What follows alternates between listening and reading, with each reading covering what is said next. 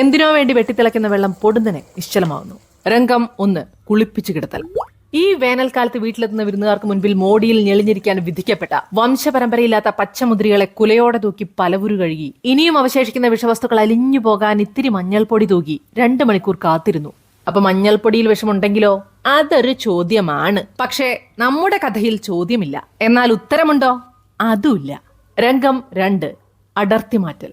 ഇപ്പോൾ വിഷമുക്തമായെന്ന് നമ്മൾ കരുതുന്ന ഈ പച്ചക്കുട്ടന്മാരെ ഒറ്റയൊറ്റയാക്കി വേർപിരിക്കണം. ഈ നുള്ളൽ പ്രക്രിയ തുടക്കത്തിൽ രസമുള്ളതും പോകെ പോകെ നീരസമുള്ളതുമായി മാറുന്നത് നിങ്ങൾക്ക് കാണുമ്പോൾ തന്നെ മനസ്സിലാവുന്നുണ്ടാവും. രംഗം 3. കുപ്പിയിലാക്കൽ.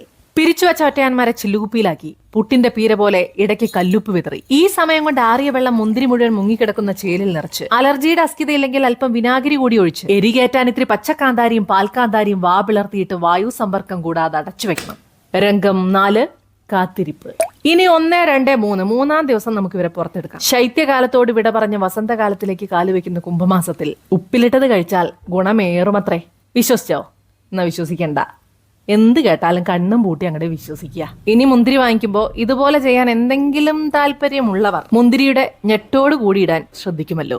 അതിനിതൊക്കെ ആര് ചെയ്യാൻ പോണ്, ഞങ്ങൾ വെറുതെ കേൾക്കാൻ വന്നതല്ലേ എന്ന് പറയുന്നവരോട് പോടെ പോടെ. വീണ്ടും സന്ധിക്കും വരെ വിടை பெறுகிறேன். It's me Hasina from Eras Castle.